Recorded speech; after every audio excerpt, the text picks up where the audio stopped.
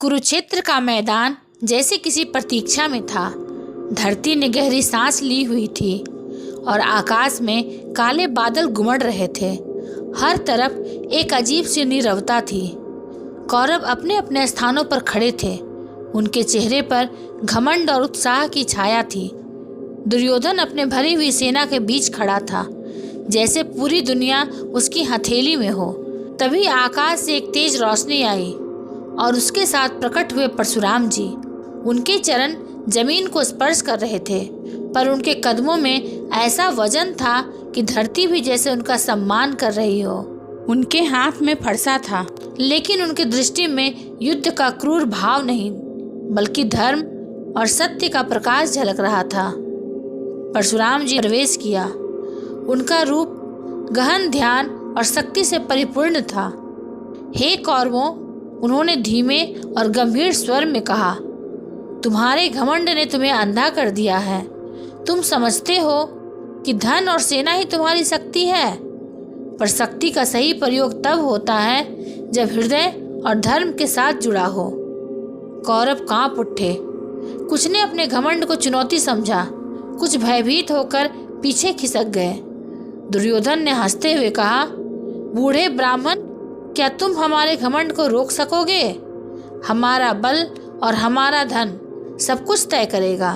परशुराम जी की दृष्टि केवल दुर्योधन पर टिकी और वे बोले, युद्ध केवल बल और शस्त्र का खेल नहीं है। यह हृदय, धर्म और सत्य का परीक्षण है। यदि तुम इसे गलत समझोगे तो न तुम बचोगे न तुम्हारी सेना। परशुराम जी धीरे धीरे दुर्योधन के पास गए। तुम्हारे पितामह भीष्म तुम्हारी रक्षा कर रहे हैं।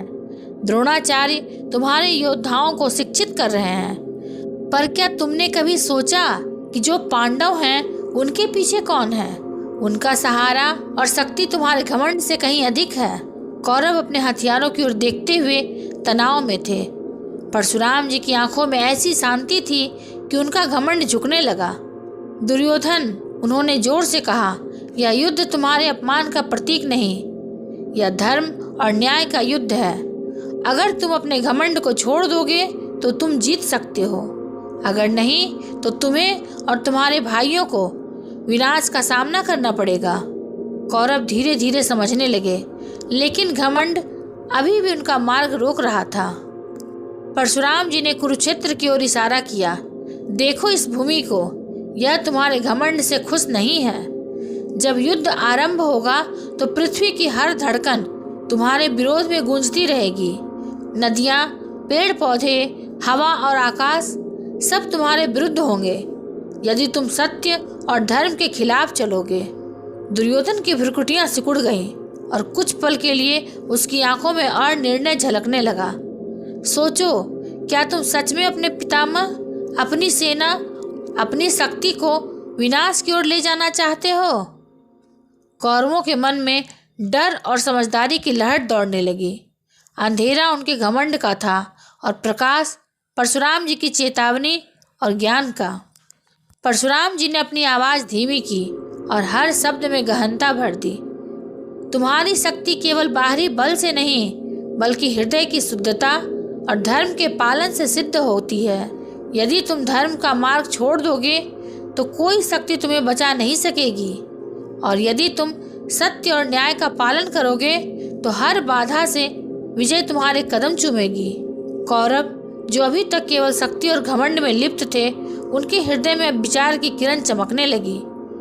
पर दुर्योधन की आंखों में युद्ध की आग अभी भी जल रही थी। परशुराम जी ने दुर्योधन से आंखें मिलाई। तुम अपने भाइयों और पितामह के प्रति न्याय का पालन नहीं कर रहे। क्या यही तुम्हारे कर्मों का मार्ग है? याद रखो, हर तलवार की चोट, हर युद्ध का क्षण तुम्हारे अपने कर्मों का फल है। कौरव अब अपनी अंदरूनी बेचैनी को रोक नहीं पा रहे थे। कुछ ने अपनी तलवारें नीचे रखी, कुछ अपने घमंड और डर के बीच फंसे।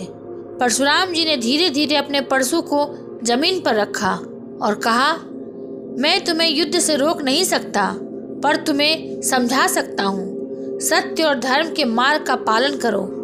युद्ध आएगा, पर तुम्हारी जीत और हार तुम्हारे हृदय की शुद्धता पर निर्भर करेगी। परशुराम जी ने कुरुक्षेत्र के मैदान में अपने दृष्टिकोण से शांति और चेतना का प्रकाश फैलाया।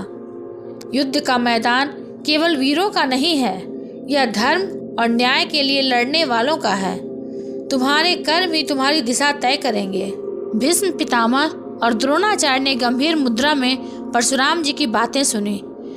भीष्म पितामह ने धीरे से कहा, परशुराम जी का संदेश कौरवों के हृदय तक पहुंचना चाहिए, पर दुर्योधन का घमंड उसे सुनने नहीं देगा। द्रोणाचार्य ने कहा, युद्ध अनिवार्य होगा। परशुराम जी ने जो ज्ञान दिया है वही अंतिम सत्य की ओर संकेत करता है। कौरव अपने घमंड और संकोच के बीच फंसे अब भी सोच रहे थे कि उन्होंने क्या सुना और क्या भूल गए। कुरुक्षेत्र में अब भी अजीब नीरवता थी। हवाओं में हल्की ठंडक थी। पेड़ों की पत्तियां जैसे फुसफुसा रही हों। नदियां धीमी गति से बह रही थीं, मानो समय को थाम रही हों। आकाश में बिजली चमक रही थी, पर कोई गर्जना नहीं थी। प्रकृति भी युद्ध की चेतावनी दे रही थी और परशुराम जी का संदेश हवा में गूंज रहा था। परशुराम जी ने कहा, युद्ध का मैदान केवल वीरों का नहीं है, यह धर्म और न्याय के लिए लड़ने वालों का है। तुम्हारे कर्म ही तुम्हारी दिशा तय करेंगे। फिर वे शांतिपूर्ण रूप से प्रस्थान कर गए। कौरव अपने घमंड और संकोच के बीच फंसे अब भी सोच रहे थे कि उन्होंने क्या सुना और क्या भूल गए। कुरुक्षेत्र की हवा में धीरे धीरे शांति लौट आई, पर युद्ध का संकल्प अब भी हवा में लहरा रहा था। तभी आकाश में हल्की सुनहरी रोशनी फैली और श्री कृष्ण और बलराम प्रकट हुए। श्री कृष्ण की आंखों में शांति और बुद्धिमत्ता का प्रकाश था, जबकि बलराम की भुजाएं शक्ति और सुरक्षा का संदेश दे रही थीं। श्री कृष्ण ने मुस्कुराते हुए कहा, दुर्योधन, तुम्हारे घमंड ने तुम्हें सत्य और न्याय से अंधा कर दिया है। देखो, यह युद्ध केवल भौतिक शक्ति का नहीं है, बल्कि धर्म और कर्म का है। बलराम ने अपनी गदा उठाई और गंभीर स्वर में कहा, यदि तुम धर्म के मार्ग से हटोगे तो तुम्हारा विनाश अनिवार्य है, पर यदि तुम सत्य और न्याय के साथ चलोगे तो विजय तुम्हारे कदम चूमेगी। कौरव स्तब्ध हो गए। उनके मन में भय और घमंड के बीच द्वंद्व झूल रहा था। कुरुक्षेत्र की हवा में धीरे धीरे शांति लौट आई। सूर्यास्त ने मैदान को सुनहरी रोशनी से भर दिया, पर युद्ध का संकल्प अब भी हवा में लहरा रहा था।